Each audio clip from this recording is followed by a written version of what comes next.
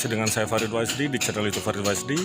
Dan sekarang saya sedang berada di Depok, tepatnya berada di SMA Negeri 8 Depok. Untuk apa? Kali ini adalah pelatihan untuk guru-guru tentang media pembelajaran dan public speaking. Karena apa? Karena di era pandemik ini ternyata banyak juga guru-guru yang perlu beradaptasi dalam media pembelajaran. Yang tadinya biasa dengan bertatap muka di kelas, tapi karena ini harus work from home dan learn from home, akhirnya setiap guru-guru dituntut untuk mampu dan bisa melakukan pengajaran dengan pendekatan jejaring internet. Dan kali ini saya mungkin sharing-sharing tentang bagaimana pembuatan YouTube, animasi, juga public speaking dengan menggunakan media internet. Jangan kemana-mana dan tetap saksikan video ini. Jangan lupa like, subscribe, and share supaya bermanfaat lagi. Dan nanti teman-teman akan mendapatkan beberapa tips untuk menjadi seorang public speaker yang baik.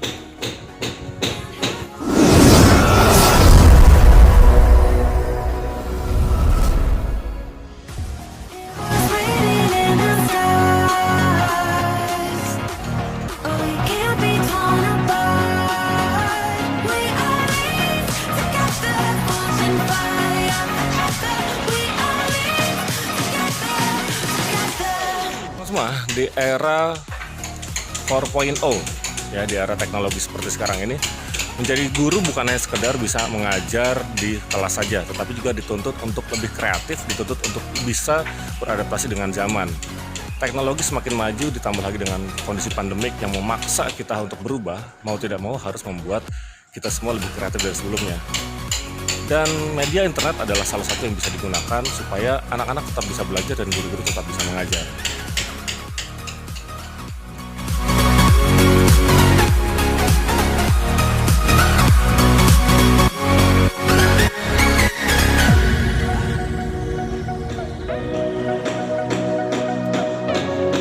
Oke, teman-teman semua, hal yang pertama yang harus disiapkan adalah konten. Ya, untuk guru-guru semua, ketika Anda mengajar di online, bagaimanapun Anda harus siapkan kontennya. Silahkan buat list konten pembelajaran apa saja yang ingin Anda berikan kepada murid-murid Anda, kemudian diklasifikasi, kemudian dibuat detail, sehingga itu menjadi sebuah panduan ketika Anda membuat media pembelajaran secara online. Sehingga ketika Anda live Zoom ataupun bikin konten YouTube, Anda tidak bingung untuk mengajarkan apa.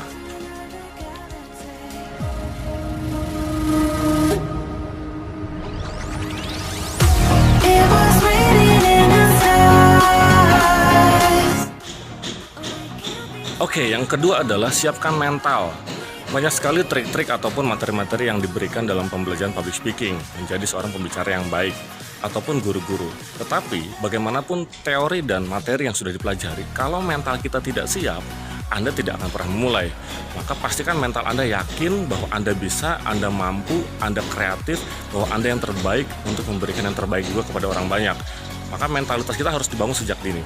Bagaimana cara membangunnya? Ya mulai aja dulu, berani aja, yakin aja, nggak usah takut-takut. Kadang-kadang kita ketika mau melihat muka kita di dunia, di video atau di kamera, kita merasa kok grogi ya, kok muka kita kayak gini ya, kok kayaknya kurang ganteng ya, kok kayaknya kurang cantik. Abaikan itu semua, mulai aja dulu, oke?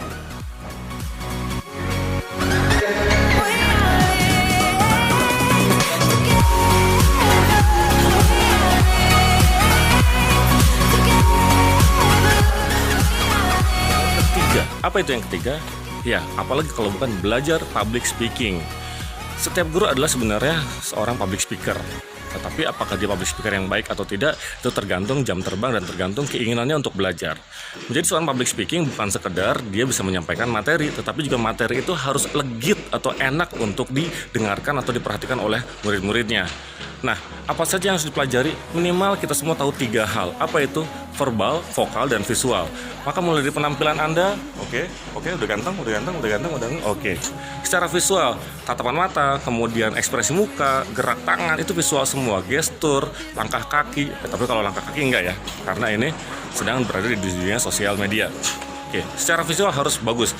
Jangan sampai belum mandi, masih kucel, terus langsung bikin video pembelajaran. Nggak enak banget dilihatnya. Yang kedua, tadi ada visual, yang kedua apa? Verbal. Ya, kata-katanya dilatih, jangan sampai ini apa namanya? Nanti itu akan gitu kan? Nggak enak kan? Itu akan membuat sebuah noise. Apa itu noise? noise itu yang tidak enak didengar oleh telinga. Maka latih kata-kata kita supaya lebih terstruktur, lebih rapi, jangan sampai banyak ao atau anunya apa namanya dan sebagainya. Oke, yang ketiga adalah apa? Intonasi. Intonasi ini lebih enak didengar ketika naik turun atau disebut juga fluktuatif, tidak monoton, tidak kaku. Maka kadang-kadang kita harus teriak, oke semangat semua ya, oke semangat ya, atau juga kita mendayu-dayu. Oke teman-teman semua, saatnya kita sebelum memulai kita heningkan cipta dulu, kita berdoa dulu supaya pembelajaran kita diridhoi oleh Allah Subhanahu wa taala. Nah, 3 hal itu minimal kita kuasai. Visual, vokal, dan verbal. Oke, maka dengan 3-tiganya kita kuasai, insya Allah itu akan lebih baik dan lebih menarik untuk didengarkan dan diperhatikan. Oke teman-teman semua, yang keempat adalah apa? Tools atau senjata untuk memulai sebuah rekaman membuat video pembelajaran. Yang pertama apa? Kamera. Nih yang saya pegang nih. Nah ini kamera namanya. Gimana kita mau bikin video pembelajaran kalau nggak punya kamera? Ya minimal kamera handphone. Tapi tentunya dengan resolusi yang terbaik. Karena kalau kameranya jelek, ya kamera handphonenya jelek, nanti gambar kita pun jadi jelek. Karena udah cakep-cakep, udah pakai baju ganteng-ganteng, ternyata ditampilkan kameranya nggak enak dilihat. Oke, yang pertama kamera. Yang kedua, kalau teman-teman semua ingin berada di indoor, maka perlu lighting. Apa itu? Pencahayaan. Kemudian tripod, supaya kameranya ada yang megangin. Karena nggak mungkin kita pegangan sendiri terus gitu ya. Ya kalau outdoor sih mungkin bisa seperti ini, seperti selfie ini. Nah, kemudian apalagi lighting, tripod, kamera itu minimal harus kita miliki. Kalau misalkan teman-teman ingin membuat sebuah podcast, teman-teman perlu lebih banyak tools lagi, seperti mic condenser, kemudian stand mic, juga sound card.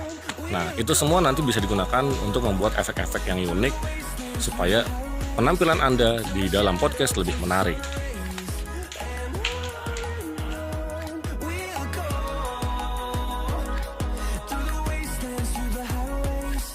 Kelima adalah teman-teman perlukan sebuah software untuk editing video. Nggak usah bingung-bingung, nggak usah pakai yang canggih-canggih banget, karena ini kebutuhannya hanya untuk media pembelajaran. Tapi pakailah aplikasi-aplikasi yang ada di handphone teman-teman semua. Apa itu? Kalau saya lebih suka pakai KineMaster, ini bukan endorse ya, tetapi memang itu sangat mudah dipelajari dan kita bisa dapatkan yang premium. Jangan pakai yang gratis, karena yang gratis itu sangat terbatas, tapi kalau pakai yang premium banyak sekali animasi, font, kemudian hal-hal yang keren banget dah. Yang itu seperti sebuah editing profesional.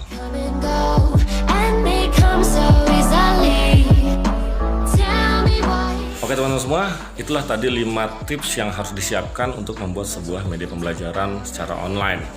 Mulai dari kontennya, kemudian mentalnya, kemudian kemampuan komunikasinya atau public speaking, kemudian alat-alat yang harus dikuasai atau dimiliki untuk membuat sebuah video, dan yang terakhir adalah editing videonya. Nah, mudah-mudahan tips ini bermanfaat dan silahkan dipersiapkan untuk media pembelajaran yang terbaik. Jangan lupa dipelajari dan dikuasai semuanya. Sampai jumpa di pelatihan saya.